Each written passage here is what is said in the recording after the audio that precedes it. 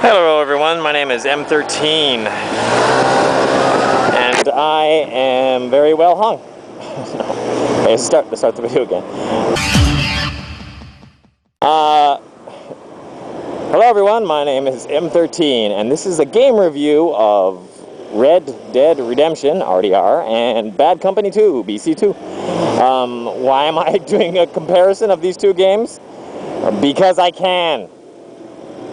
Actually, it's because the two of the most best-selling games on PS3 right now, and that's what I own. Well, I have a computer as well, but I haven't bought games for it recently.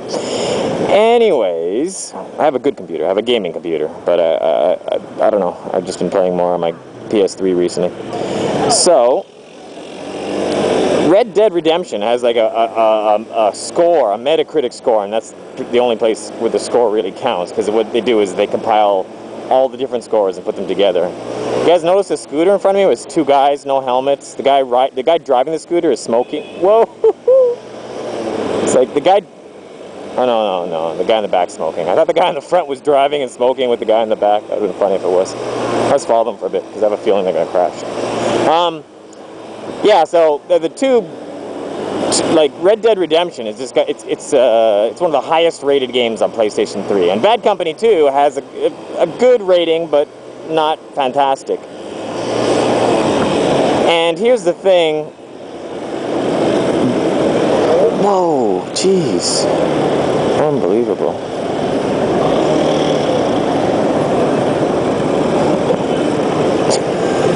These guys are crazy, man.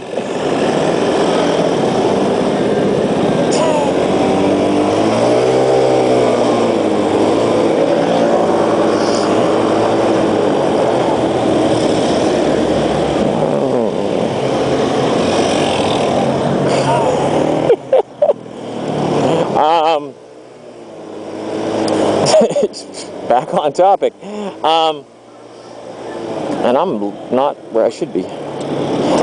Okay, so Bad Company 2 is just like, I've been loving it, just awesome game.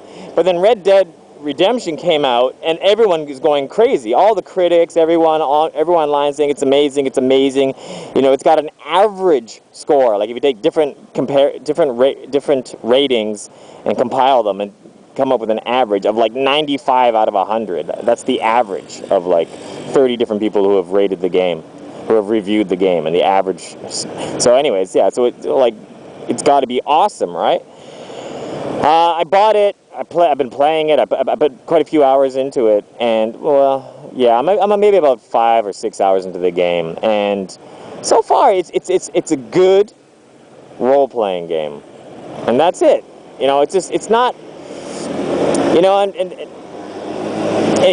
the story, it's like playing a really good Western. But a good Western would of course not be non-stop action, because that's not really a Western. You know, a Western isn't a Kill Bill, Pink Panther car. That's cool. You know, a Western isn't like a Kill Bill movie or Quentin Tarantino. Oh God. What's his name? Yeah, I think that's it. Like Quentin Tarantino, right? You know, like one of the best westerns ever is the movie Unforgiven, and if you haven't seen it, you need to go rent it or download it or something. It's awesome. But if you watch that movie too, like there's fighting, there's killing in it, but it's not non-stop. It's more. Westerns are usually more about the attitude and the story, and they have they usually just have a few moments with really cool killing scenes, but that's about it. And that's what this game is like. That's what Red Dead Redemption is like. It's kind of like you're playing it. It's story, beautiful scenery. It's a really, really good cowboy simulator, and the stuff that you do roping and herding and all sorts of stuff, and the graphics are really amazing. Like the horses and everything look gorgeous. So, you know, it's a really good cowboy simulator. It's a good RPG. There's nothing amazing in it, because it's hard to have amazingness in a cowboy reality type situation. You're not going to have like giant crazy scenes where like you know, aliens and this and that. You know, like the stuff that makes other role-playing games exciting is like magic and fantasy and stuff. So to keep the game being a realistic Western and to have it be fantastic is going to be difficult. I'm only, like I said, I'm only about 6 or 7 hours into the story. So maybe once you get further into the game, it gets crazy. But plus, I don't really like the, you know, the game. It's a Western, and it's all about shooting people, and it's mostly about, it's, you know, like the main gameplay of the game is riding around and shooting people and whatnot and getting into gunfights. But to be honest, it's not, you know, for one thing, it's a third-person shooter, and even when you're aiming, you never look down the barrel of a gun, and that is a huge flaw in a shooter, if you ask me. I don't care if it's a third-person shooter. There are some third-person shooters where when you aim, it switches to first person, and you look down the barrel of the gun, right? You look down the sights. In this game, you never look down the sights, and that just sucks, because I'm always, you know, you're always just third person. So no matter what kind of different gun you have, you never get to see it up close. You never get to look down the sights. It's just, it feels weird trying to snipe somebody looking above someone else's shoulder. It's just, yeah. So I as far as the shooter goes, it's somewhat lacking. It has a cool slow motion. It's called Deadeye. It's kind of like this slow motion that you get, you know, limited slow motion that you can activate every once in a while, and it's kind of cool. It starts off as just being slow motion, and then later on it progresses into something else where you kind of like, you move the cursor over someone and you automatically will hit them where you touch them with the cursor. And then later on in the game, supposedly, it just pauses the whole game, and you can choose exactly where you want to hit as many people as you want or something. Like you can choose, shoot this guy in the hand, shoot this guy in the leg, shoot this guy in the face, and then unpause, and you boom, boom, boom, boom, and you do it in a set. So that's really cool, you know, because there are people who can do that. There are people who in less than a second can shoot 5 different targets, and it's almost impossible to do that in a video game because a mouse is not quick enough to do that. Like in half a second, shoot 6 separate targets. So they set it up so that you can actually like kind of pause slow motion the game. I want to go here, so I'm just going to do laps until I finish talking. Okay, let's just, jeez. So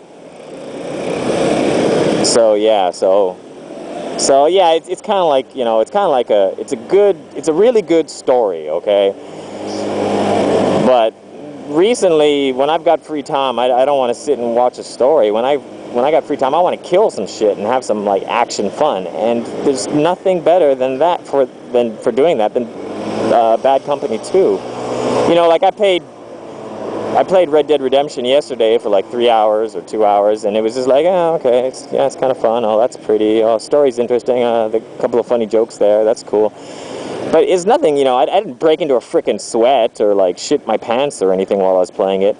But on the other hand, today I played Bad Company 2 for like an hour and a half, and yeah, I shit my pants. I pissed my pants. I had my period. You know, I was literally sweating. You know, you get adrenaline rushes when you're playing Bad Company 2 because it's exciting. It's over the, you know, and it's still somewhat realistic. So it's just like,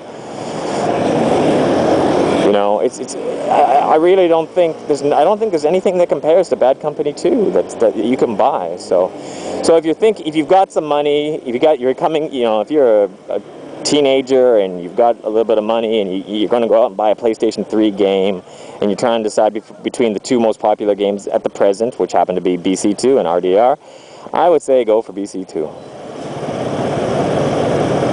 Unless you're really into like role-playing games. If you dislike shooters and you're into role-playing games, then of course go for RDR.